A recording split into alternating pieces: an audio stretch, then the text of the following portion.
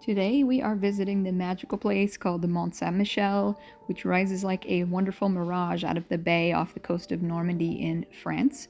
This is probably one of our favorite places we've ever been in our lives. It is definitely one of the wonders of the world. It's just absolutely amazing. So, according to legend, the abbey here was built after Michael the Archangel supposedly appeared to the Bishop of Avranches to tell him to build a church on the island. And it was a place of pilgrimage throughout the Middle Ages and the medieval period, but there was no bridge there until recently. So it was only something you could reach by walking out across the sand when the tide went out.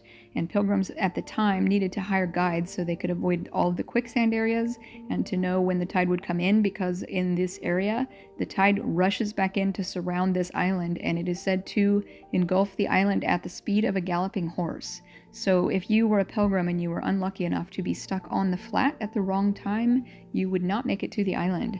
People were either swept out to sea and overtaken by the water or lost in the quicksand. So this was a fairly dangerous pilgrimage site.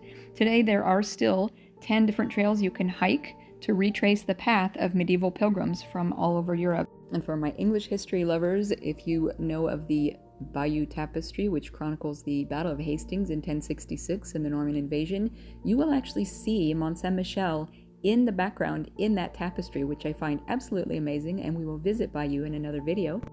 During the 100 Years' War, the English were not able to take it ever, but during World War II, German soldiers did occupy it, where they set up a lookout post here, and the island then became a major tourist attraction for German tourists throughout World War II. In August of 1944, a single American soldier from Pennsylvania reached and liberated Mont Saint-Michel, accompanied by 2 British reporters. The abbey was also used as a prison by Louis XIV. It was closed down in 1863, but it was reopened and briefly used after the Americans liberated it in World War II, and it was used to house some German soldiers. It was added to the list of UNESCO World Heritage Sites in 1979. This is also probably one of the most touristy places you might find yourself visiting. As of 2019, there were 29 permanent residents on this island, but it is one of France's top 5 most visited tourist sites, with something like 2.5 million visitors every year. So it is generally considered to be sort of crazy busy.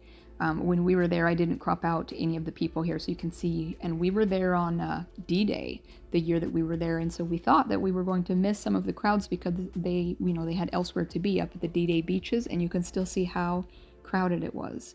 The main street comes up from the bottom. It just basically makes a one-way loop up to the top and back down. There is a restroom right at the bottom in the entrance sort of area, and bring some euros because it will cost you 1 or 2 euros to get in the restroom. And we didn't do any shopping. The lovely alley street that goes up is wonderful if you can just block out all of the crowds, but we didn't go in any of the touristy shops because I'm not really into knickknacks and touristy memorabilia, but there is a lot of that here. We did find a restaurant to eat a quick lunch outside. It wasn't, I wouldn't say it was a memorable meal, except that it was there, and it was a lovely day. As a gardener, one of the things I missed while we were here, I was hoping to maybe find a packet of like herbal, medicinal herb seeds from the monastery garden, and since I didn't go in any of the shops, I may have missed those, or they may not be something they sell there. One thing we did add to our bucket list after being here on a day trip, we drove down from up northern in Normandy where we were staying. We would love to come back and spend a night in one of the hotels that are on the island itself. Then you could have, once the tour buses and the crowds all leave for the day, you could have this beautiful place to yourself in the evening, except for whoever's on the island in the hotels, and that would be magical to see that tide come in and out, to see the sun rise and set. Like, bucket list, definitely want to do that. It's just mind-boggling, the beauty and the fact that this is built on an island that how in the world are they building scaffolding in 700 and whatever AD to build this incredible monument? It just is baffling and stunning. It was so amazing to be here.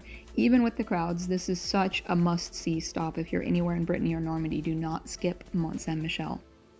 A few quick tips on visiting as well. You can't really get here with public transportation. This is one of the sites that you will definitely best visit with a rental car. We drove down from Normandy, like I said.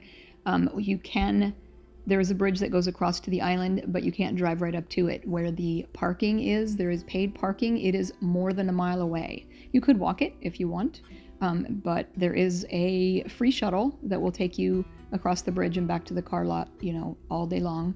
And there is also a horse-drawn paid. You can pay to ride on a horse-drawn carriage that will take you up. Although we did hear a lady not knowing the layout of the island and saying when she saw the horse-drawn carriage, like, oh, those poor horses, they have to pull that cart all the way up that hill. And we were like, no, that's you.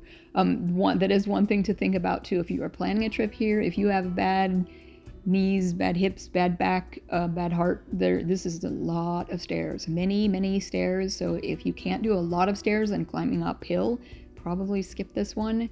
It is a lot of ancient rock stairs. We passed a lot of people sitting down about halfway up, like misjudged the distance a bit.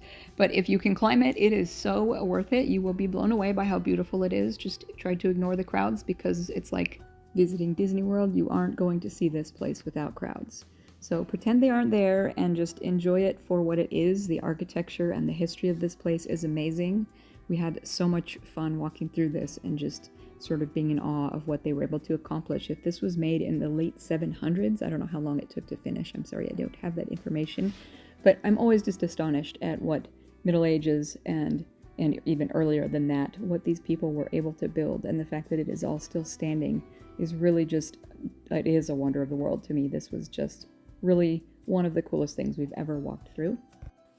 On the rest of some of these interior pictures, I did crop some of the people out just so you can enjoy the space without crowds of people or even a few people. There wasn't too crowded when we were here. So hey, if you're going, go in the spring and go there on D-Day before the crowds show up, because everyone will be up at the D-Day beaches and all the World War II memorials. So of all the times of the year, I don't know what the off season is here. Probably winter.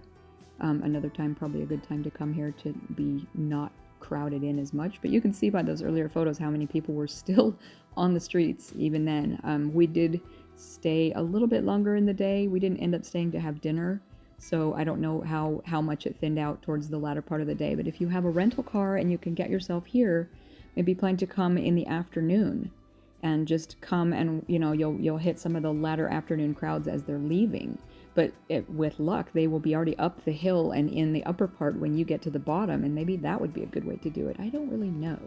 But come late and then maybe stay for dinner if you can't spend the night. And then you can drive yourself, out to wherever you're staying. There's lots of great B&Bs close by as well. So if you are in Brittany or Normandy, do not skip Mont Saint-Michel. I hope this inspires you to visit. Thanks for watching, and we'll see you in the next video.